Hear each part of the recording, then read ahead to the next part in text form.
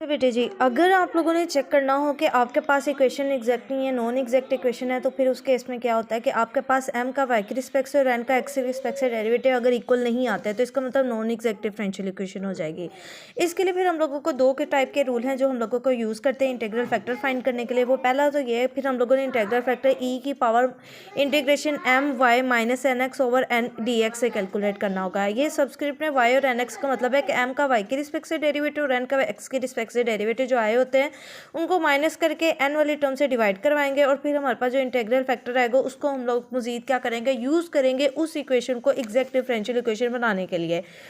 Then उसके बाद हमारे पास है दूसरा रूल ये है कि e की पावर इंटीग्रल फैक्टर फाइंड करने का फॉर्मूला होता है power integration N X minus M Y over M. मतलब एन का एक्स के रिस्पेक्ट से डेरिवेटिव, एम का जो वाई के रिस्पेक्ट से डेरिवेटिव उनको माइनस करके एम वाली टर्म पे डिवाइड करके डी वाई के रिस्पेक्ट से इंटीग्रेट करेंगे तो यहाँ पे जो इंटीग्रेट फैक्टर आएगा फिर हम लोग उसको यूज़ करेंगे एग्जैक्ट डिफरेंशियल इक्वेशन बनाने के लिए। तो मैंने यहाँ पे एक डिफरेंशियल इक्वेशन ले ली है। जो हमारे पास डी एक्स के साथ टर्म मौजूद होती है उसको हम एम कह देते हैं और जो हमारे पास डी वाई के साथ टर्म होती है उसको हम एन कह देते हैं। ये रूल मैं प्रीवियस वीडियो के अंदर आप लोगों को करवा चुकी हुई हूँ। देन उसके बाद हम लोगों ने क्या करना होता है, एम का with respect to Y derivative लेना होता है। ठीक है, मतलब हम लिखेंगे पार्शियल और पार्शियल वाई और एम की जगह हम लोग ये जो हम लोगों ने एम डिसाइड किया वही वैल्यू लिख देंगे, 2y² प्लस 3x आ जाएगा। और हम लोगों ने क्या करना होता है, एन का with respect to X derivative लेना। हम लोग partial N over partial X, मतलब एन का जब एक्स के रिस्पेक्ट से डेरिवेटिव लेना हो तो हम लिखेंगे पार्शियल एक्स और एन की जगह वो टर्म लिख देंगे, वो हमारे पास है 2xy। ठीक है, एम का विद रिस्पेक्ट टू वाई जब डेरिवेटिव ले रहे होंगे तो हमारे पास ये देखें वाई जिस टर्म के अंदर इन्वॉल्व होगा उसी का डेरिवेटिव आएगा, इसमें इन्वॉल्व नहीं तो इसका मतलब इसका डेरिवेटिव तो हो गया 0। यहाँ पे क्या हो जाएगा, 2 ऐसे ही रहेगा, साथ कोफिशिएंट है। वाई स्क्वायर के ऊपर हम लगाएंगे पावर रूल। पावर रूल क्या कहता है कि पावर पहले आ जाएगी स्टार्ट पे और फिर उसके बाद उसकी पावर में से क्या हो जाता है, एक कम हो जाता है। ठीक है, ये हमारे पास 2y² y² का सिंपल डेरिवेटिव होता है, पावर स्टार्ट पे और पावर में से एक कम। ये कोफिशिएंट तो ऑलरेडी इसके साथ मल्टीप्लिकेशन में पड़ा हुआ है। इस केस में हमारे पास क्या आ जाएगा, x के रिस्पेक्ट से डेरिवेटिव लेना है तो y को एज अ कॉन्स्टेंट ट्रीट करते हुए 2y आ जाएगा और x का x के रिस्पेक्ट से डेरिवेटिव हो जाएगा 1। इसको करते हैं सिंप्लीफाई तो ये हमारे पास क्या बन जाएगा, 2 टू द हमारे पास 4 आ जाएगा और y की पावर में से कम करेंगे तो बच जाएगा y। तो मतलब हमारे इस केस में partial m over partial y not equal to आ रहा है partial n over partial x के।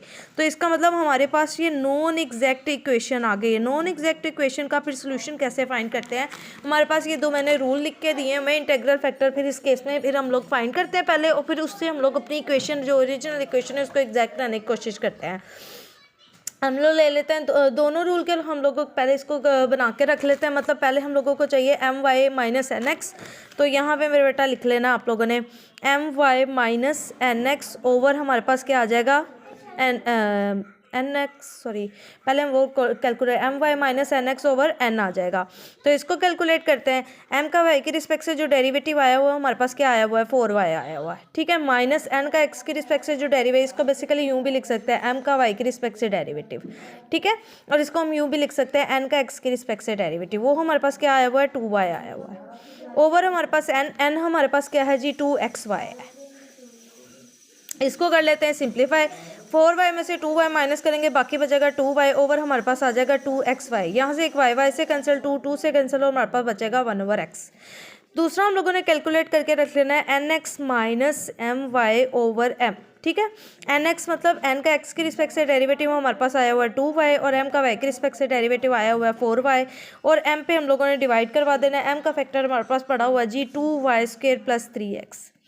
यहाँ से हम लोगों ने सिंप्लीफाई करना है, 4 में से 2 माइनस करेंगे बाकी बचेगा माइनस 2y ओवर हमारे पास क्या आ जाएगा 2y² प्लस 3x। यहाँ पे कोई चीज़ ऐसी नहीं है कि हम कॉमन लेके ऊपर वाली से क्या करें उसकी कटिंग कर दें।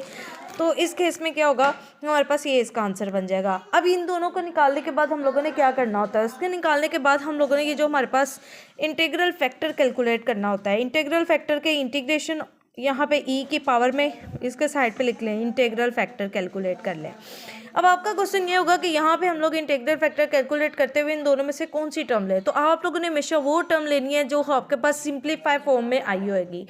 देखिए इसको तो सॉल्व करना कितना कॉम्प्लिकेटेड हो जाएगा, लेकिन इसको सॉल्व करना बड़ा आसान है 1 ओवर एक्स को। तो हम लोग यहाँ पे ये जो फॉर्मूला है फर्स्ट रूल वाला M Y minus N X over N वाला हम लोग क्या कर लेंगे, यूज़ कर लेंगे। तो यहाँ पे 1 ओवर एक्स के क्या कर देंगे, dx के रिस्पेक्ट से इंटीग्रेशन कर देंगे तो ये क्या आ जाएगा e 1/x का जो हमारे पास इंटीग्रेशन आती है ln ऑफ x होती है, ln और ये आपस में कैंसिल होकर आपके पास इंटीग्रेटेड फैक्टर क्या आ जाएगा, x आ जाएगा। ठीक है, जब हमारे पास ये इंटीग्रेटेड फैक्टर x आ जाएगा, इसको हम लोगों ने क्या करना है, ये जो हमारे पास ओरिजिनल हमारी इक्वेशन है ना, इसको हम लोगों ने इस इंटीग्रल फैक्टर से क्या करवा देना है, मल्टीप्लाई करवा देना है। ठीक है, अब हम लोग इससे नेक्स्ट स्टेप की तरफ चलते हैं। अच्छा जी, अब हम लोग क्या कर रहे हैं कि अपनी उस डिफरेंशियल इक्वेशन को